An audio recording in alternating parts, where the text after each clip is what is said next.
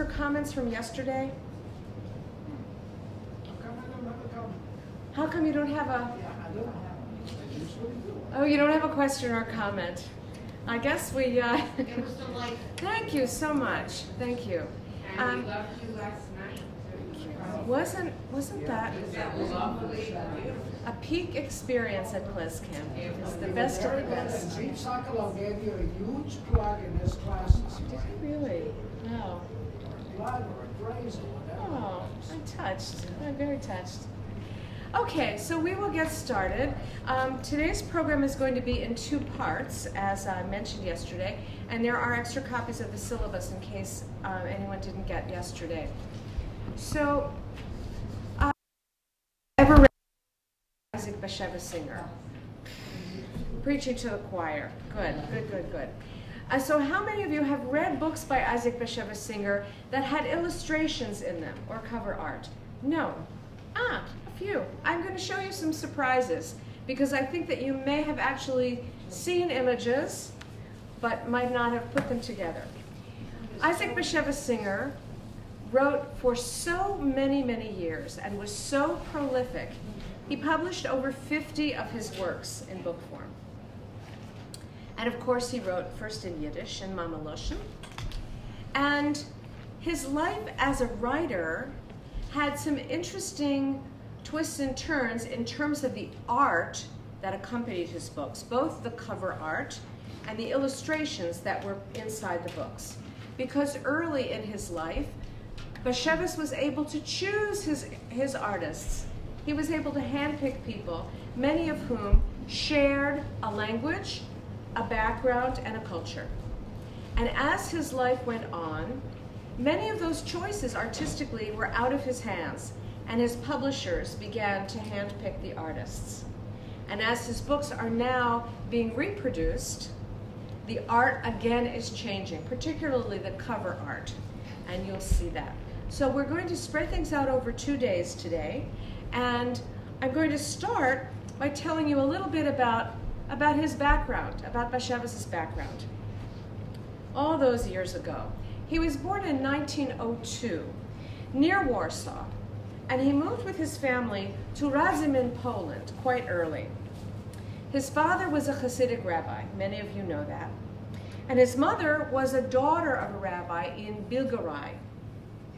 In 1907, his family moved to the court of the rabbi of Radzymin, and his father served as the head of the yeshiva until Nebuch, the school had a terrible fire and burnt down.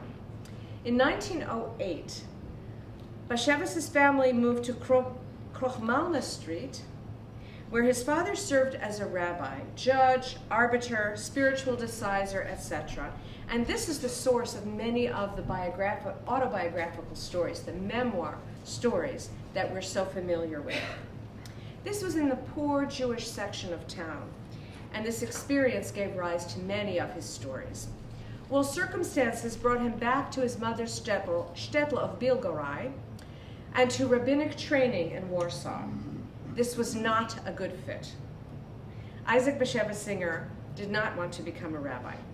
And so he went back and forth, bouncing between different occupations and different studies, until his brother got him a job proofreading the Literarische Blätter in Warsaw. Now, his family had been split during World War I, and in fact, Isaac Bashevis Singer had been married and he had a common law wife and a son, and he left them in 1935 to come to the United States prior to the German invasion of Poland. They reconnected in 1955 in Israel. So all of this movement within Poland, out of Poland, connecting with people, losing people, led to a tremendous store of images and emotions that worked their way into his stories for the rest of his life. You can consult your own biographies of Isaac Bashevis Singer. I'm not going to go any deeper into that because I do want this to be sung as a program. I want to share his vision with as many songs as I can pack into our 90 minutes today, or hour and a half, and tomorrow as well. So I'm going to start by simply singing a song that kind of captures the essence of what it is that we find when we read Isaac Bashevis Singer of Yiddish, and why he found the tug to continue writing in Yiddish when he was obviously fluent in many languages. But this was it. This was it.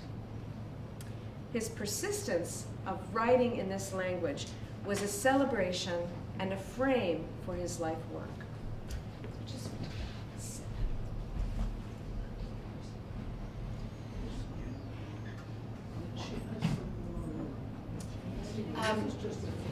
The spark for this program that I'm sharing with you today came from a museum exhibit that was developed by the Hebrew Union College in 2009 called Isaac Bashevis Singer and His Artists. And I have